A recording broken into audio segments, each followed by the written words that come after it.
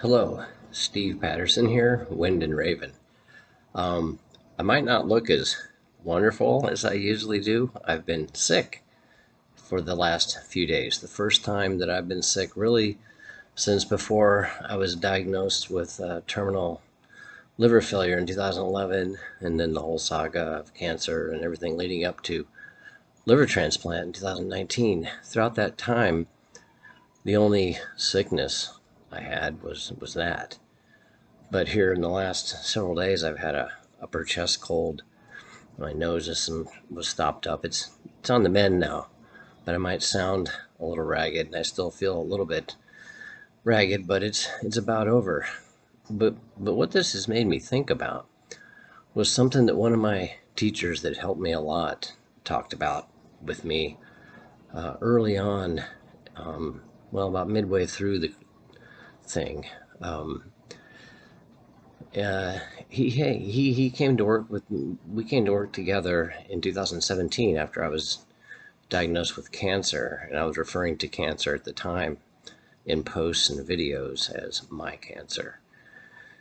He reached out to me and said, don't call it that anymore. Call it, it's a teacher. It's your teacher, and that's when I began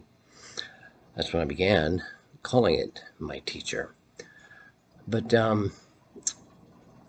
so he had a lot to do with that. It turned around the way that I give that a lot of credit and what enabled me to persevere through those last few years leading up to 2019 when I had the transplant.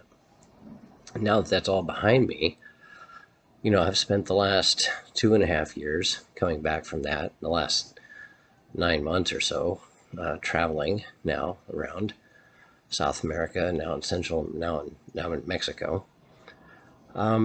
Trying to sort of reinvent myself still. And one thing that he had talked about was soul loss and how we lose touch with who we really are as people. And when I look back at my own childhood, we're all confused who we really are. We're being told what we are in our social conditioning and being brought up to be a good citizen and a good young man, good young woman, whatever it might be. And, most of those messages are well intended. Some of them we have to undo as we go through adulthood, as we find our own way. But I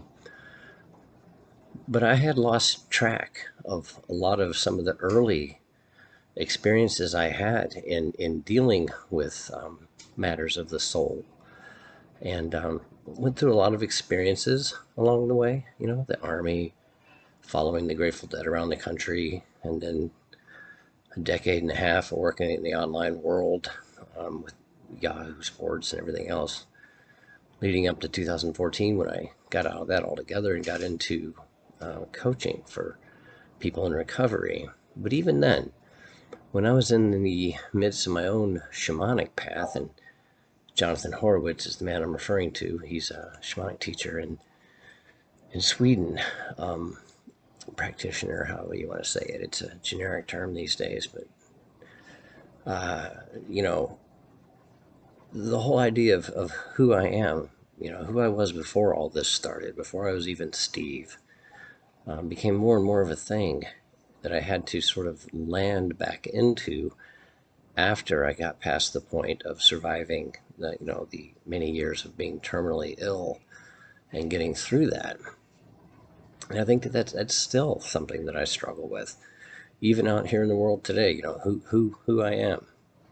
But I do believe also that all the experiences that we endure, you could say, or whatever you want to put that word as, they're teachers. They're things that we have to go through to become who we are. We have to learn from them and build upon them. Use those as a foundation to grow on. We can't look at things as what happened to us or, oh, poor me or any of that kind of thing.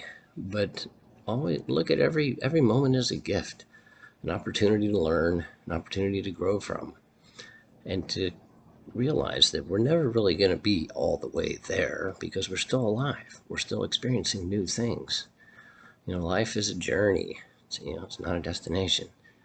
And so much of what we do each day It's a direct indicator on what's going to happen the next day. So we just have to look at everything, look for the best possible outcome, and choose that and go that direction. And and getting sick now, being immortalized again after all these years of being impervious to, I'm not dying of cancer, I'm not this, I'm not that, and I don't need the doctor's advice. I've found spirituality and all this stuff. That did help. That got me to where I am. But it was those choices to stay positive and to try to always do the next best thing. There's never really a right or wrong, but there's a ton of options always. So just do what you think is best. And I'm reminded of that now, at the mercy of nature, I guess, once again, and not being able to clear my own chest when I want to, or whatever. The common sickness, and I think of all the people in the past year and a half that have dealt with COVID or whatever may have come their way, and think of them and hope that they got through it and learned from it and grew as well. And I just wanted to share this really quickly with everybody to let you know that no matter what you're going through, how you got there, it doesn't really matter now. You're there. And so what are you going to do? What are you going to do next? What's the next best thing? Keep that always in mind, because nothing is ever for certain, and the future's never going to arrive. It's always going to be out there. We only have the instant. And what we have in the instant is a choice of what to do next. And we have the choice. It is our choice on what we do. We can't blame others for the outcome of that. If we want to blame the others, well, then maybe the others shouldn't have been involved with us, or maybe something else. It's not that we have to blame ourselves, but we can't feel victim of anybody. We can't feel victim of our own choices. We can't be a victim of circumstance. We always have to look for the next best choice. I hope you can make the best choices in your life, and I hope that no matter what comes your way, no matter how dire it might be, terminal illness, cancer, loss of limbs, financial ruin, your wife's leaving, your husband's leaving, whatever it might be that is that awful, you will still be there. And you were there before all this began. And so try to remember who that was. Reclaim your soul. Be who you are. Make all those choices based on who you really are, not on who you want to be or who others want you to be. But be that. Be that right now.